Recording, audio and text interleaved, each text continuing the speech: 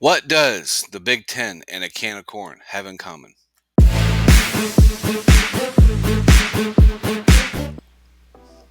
Okay, Nebraska. Look, I've said it year after year, and I've been doing these previews predictions since Scott Frost era. I'm telling you right now, Nebraska brought in big old Matt Rule to be great, and last year a lot of people, and I get it that Nebraska was in the Colorado shadow of the prime time or whatever. They took over. But this year, Nebraska is the Colorado for some reason. People are saying that because of the new people they brought in, it is going to be a better year for you. But I don't think so.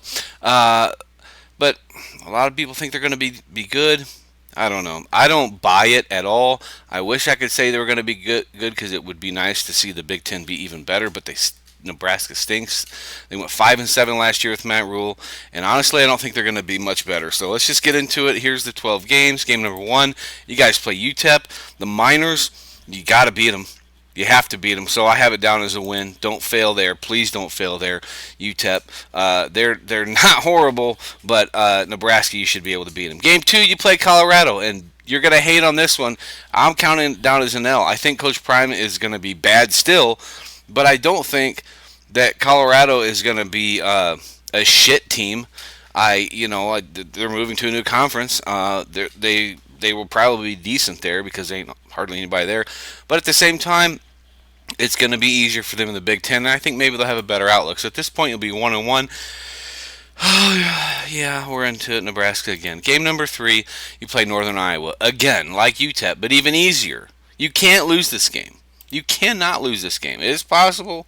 Um, FCS teams beat them all the time, but they beat FBS teams all the time. Every year it happens, big time upsets. But at this point, you'll be 2-1. Game number four, Illinois. I mean, you got 4 home games in a row. By this time, you should be selling out, just full of Nebraska fans. Nobody from Illinois is going to travel to fucking Nebraska to watch them play the Cornhuskers. Illinois does not like Nebraska. Okay, so but you're going to win, and at this point, you're going to be 3-1. So as fans, you're going to be like, wow, we're doing so good. Game number 5, though, you play Purdue. I think this is going to be the trap game for you. I think that Purdue, as decent of a program as they have, they're not great. They're kind of horrible, but they do have games where they play really well, and they're Division One athletes. I think you're going to lose this game, and it's going to put you at 3-2. It's going to be a wake-up call. Then you're going to play Rutgers. I think this is a win.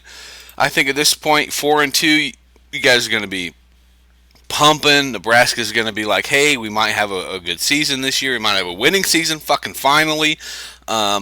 Especially for the new coach, because, look, you can't go 2 losing seasons in a row with a brand new coach after Scott Frost and keep the guy.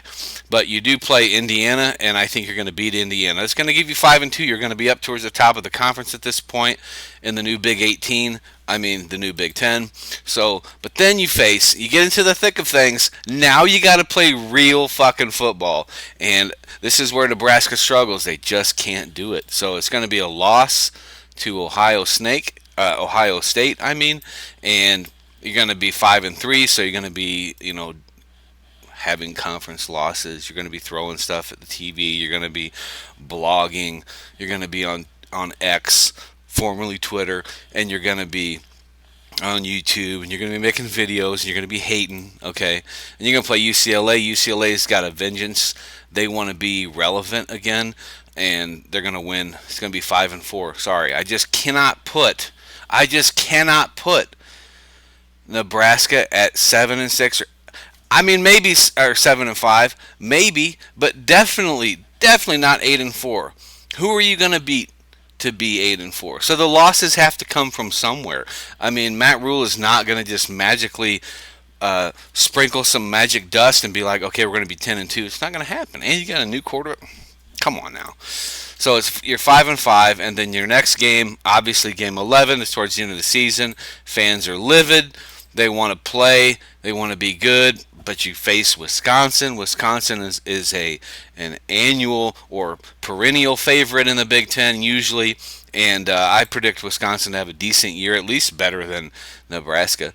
But there's going to be a lot of 6-6 teams in the Big Ten, and then you're going to get lucky. Okay, I think you're going to play the last game here, and it's going to be decent because Iowa, I know Nebraska hates Iowa, but you're going to come out with the loss because Iowa's going to be in some sort of like struggle to be bowl eligible.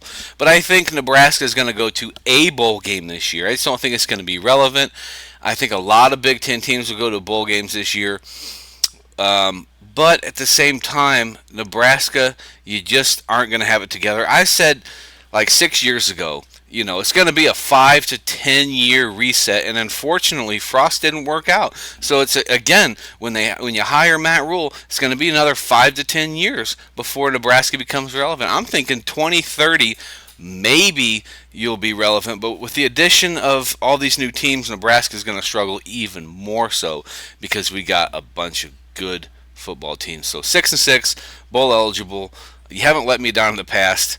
Sometimes I said you were going to be 5-7, and people were throwing tomatoes at the damn screen when I said that. But anyway, good luck, Nebraska.